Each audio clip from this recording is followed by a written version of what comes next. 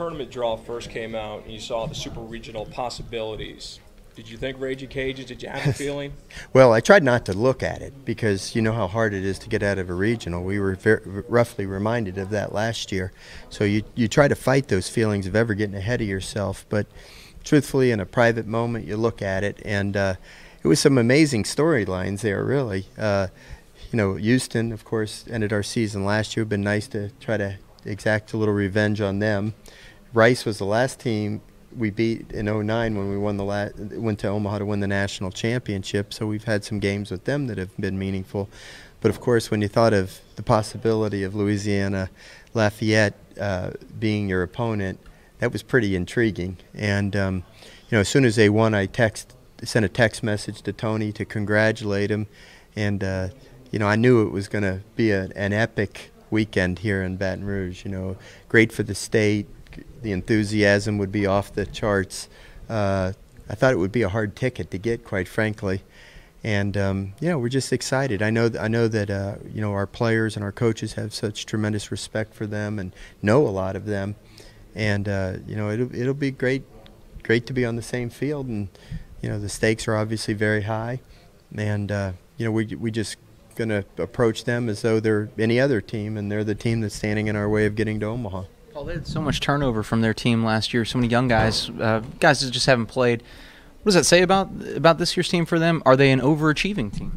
Oh, I wouldn't say they're overachieving, because I would say that they obviously have the talent to be where they are. You don't get to this point if you don't have good players. And you know, the fact that they have young players that they're counting on says a lot about their young players, and it says a lot about their coaches bringing them along. You don't know what is going to happen with freshmen. You look at our team. We have one freshman that's a National Freshman of the Year. We have other freshmen that it's taken longer for them to become acclimated. Obviously, you know, they've got some talented freshmen that have stepped in and done the job for them. So I think they deserve a lot of credit for what they've done. Have you decided if Poche will pitch game 2? I have not. I have not. He did throw a bullpen today, but honestly, I haven't even had a chance to talk to Alan Dunn yet and see how he felt and how he looked. And I haven't talked to Poche as well. There's been so many things going on today. So we'll see. We'll see how he feels tomorrow and make that decision tomorrow. The magnitude of this series for the state of Louisiana, the eyes of the country will be on two Louisiana teams fighting for Omaha. Well, I think it speaks volumes about the quality of baseball in our state and the passion of our university's followings. You know, that's going to be a sight to see across the country when they see such rabid fan bases, you know, that are so loyal to their schools. And that's what makes college sports so much fun.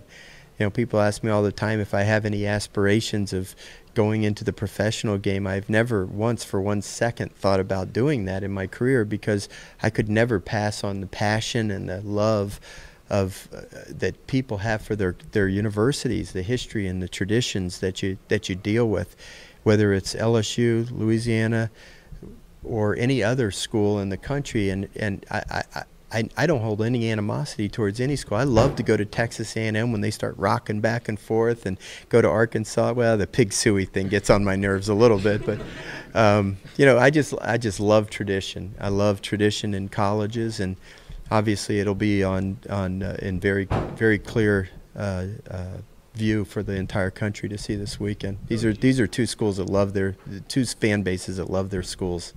Coach, you mentioned rabid fan bases. You extend the olive branch. 2008 got these two teams back on the field. It's been pretty smooth between the fans and the peers for a while. The stakes haven't been this high.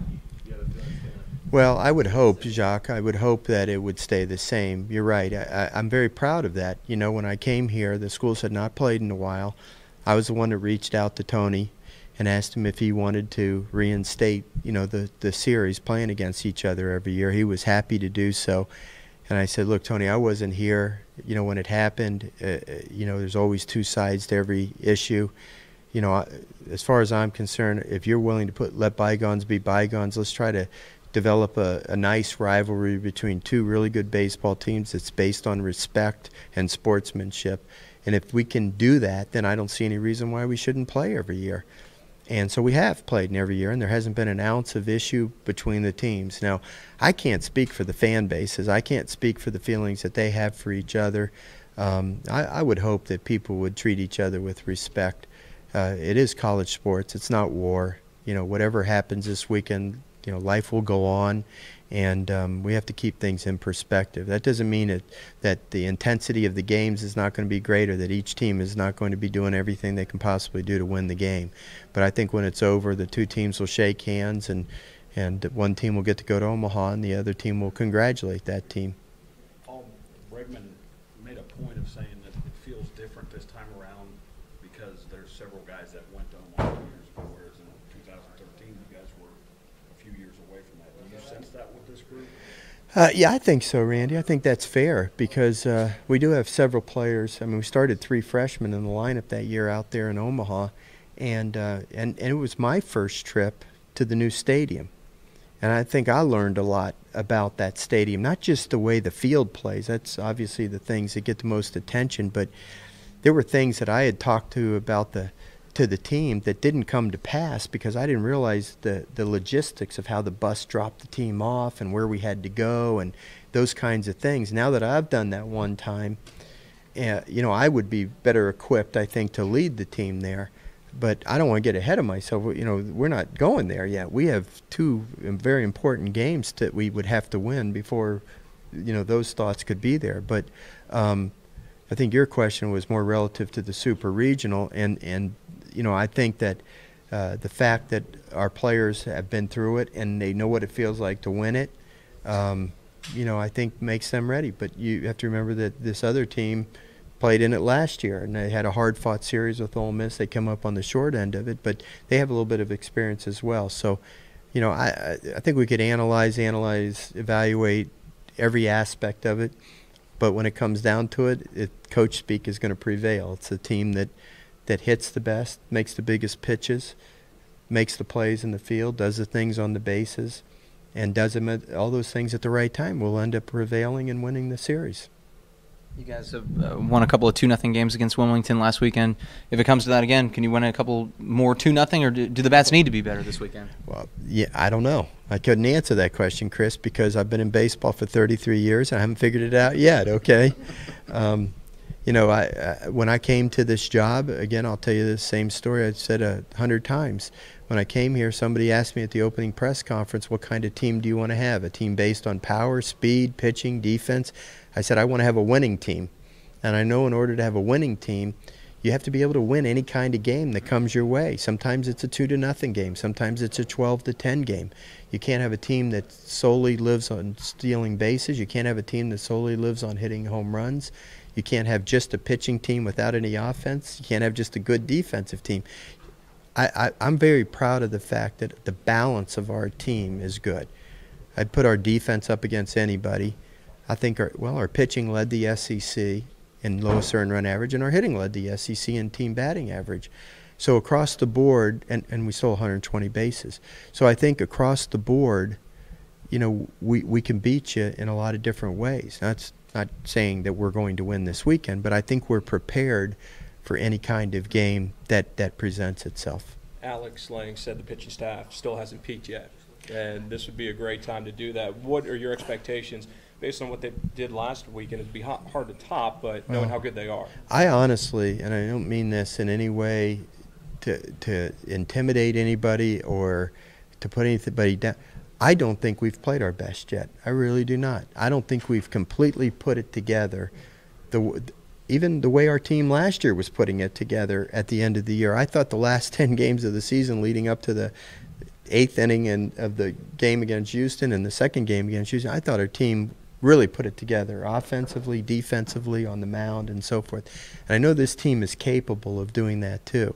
But the days that we've pitched great, we haven't hit so well.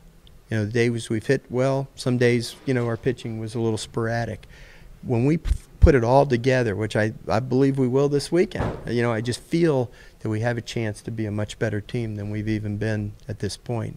And that's saying a lot, you know, since we've won 51 of our 61 games.